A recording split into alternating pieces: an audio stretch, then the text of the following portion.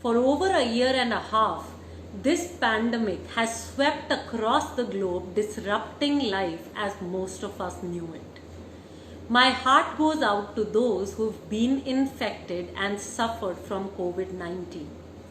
I'm also troubled by the fact that so many have lost their means of livelihood and do not have a pathway to regenerate a livelihood. These are unprecedented times and there are no clear-cut solutions. But then, were there ever any guarantees of how life would go in pre-pandemic times? No, there weren't, as you are fully aware. So now, what is it that we can do? I am Priyanka Bhatia from Women on Wealth. We help women take charge of their finances with financial education that they should have provided you in school or college but didn't. Let me suggest that there has never been a better time than now to start your own enterprise, and I would like to offer a few guidelines that I wish someone had given me before I started back in 2007. Number one, the number one thing that you need to do is to create your own roadmap. This is also called a business plan. Many people have an idea for a business in their heads, but they never sit down to write a business plan. Let me say that this is the very first step to a successful business. Start with a beginner's version and take educated guesses if necessary about your product or service, your ideal customer, how it will be produced, how much it will cost, and how much you will price it at. Please don't try to make it perfect. Do you know why? Because the perfect plan doesn't exist. When you begin to execute it, market realities will let you know how good it is and how to make it better. In the world of entrepreneurs, there are two noteworthy observations. The first is when plan meets reality, reality always wins. Always. Don't waste time arguing with reality. And the other pointer is that if you are not embarrassed by the business plan that you put together, you're late. So don't spend a huge amount of time developing the plan. Launch with what you've got and learn along the plan. Number two, sales. Selling. As a startup, your primary focus has to be on selling. And this is because if you don't have money coming in to fuel the work, pay salaries, rent, etc., then guess what? You don't have a business. Let me clear up a mistaken idea that sales is all about aggressively telling people what they need and that they have to buy your product. They don't. And what's more, you will lose more sales if you talk like that or spam people with command messages. That's just plain disrespectful. A true sales message is about your customer and what she says she needs. This means that you have to listen to her like you would to a close family member or a friend, not some anonymous sales target that you're trying to hit. First, try out your messaging on someone who is a close fit to your customer profile. Take feedback from her and revise your sales communication if necessary. Do this often. Here is a thought to keep in mind.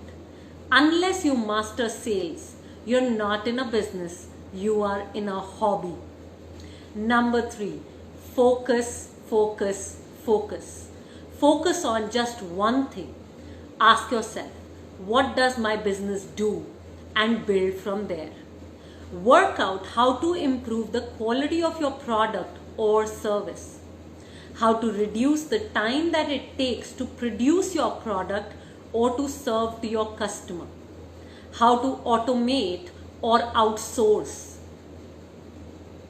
How can I get in front of more people who need what I offer? If you can persist with these questions and implement or explore continuously, you will be surprised at the results. If you experience stagnation, usually it means that you need to renew your focus on these 4 areas and be in action. Tip: don't go chasing distractions or shiny new lines of business. It doesn't work that way. Number 4, set big goals. There is a time when you start out and set some amount. Say 1 crore rupees every quarter in 3 years' time as your goal. Whatever be your goal, you will reach it. And then what? Raise it to 20 crore? I suspect that you will realize that the goal is not a number. It is a much larger mission. For example, if you are selling a medical product, it is possible that you are aiming to cure some form of disease. Sure, there is a monetary goal attached, but the larger mission is what keeps you excited and engaged. For us at Women on Wealth, the big goal that excites us is to empower 50 lakh women with financial education by 2030. If you haven't joined us yet, you can be a part of this elite group by clicking on the link given with this video. Number 5, I have a ton more simple guidelines for a woman entrepreneur or startup. But I'm going to leave it at these 5 points that I think will really help you and get you playing the wealth creation game. This one is about setting up the backbone for your venture.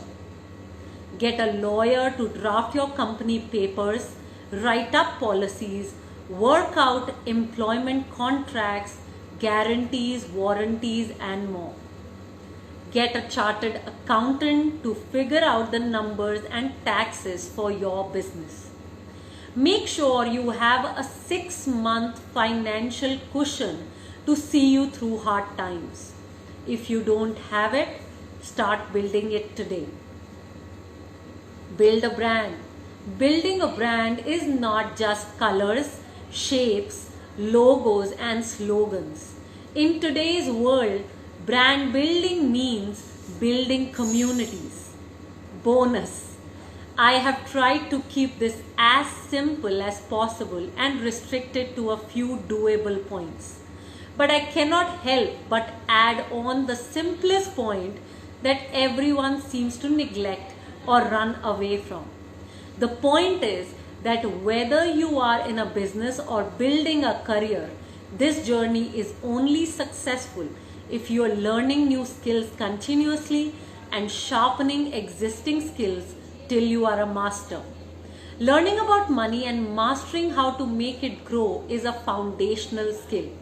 If you don't have it, you will probably always fall short of your true potential in business. Are you open to getting a foundation in money, how to make it grow, and how to leverage it? Come, speak with us with no obligation whatsoever. Share your goals and let us see how we can move ahead together. See you soon.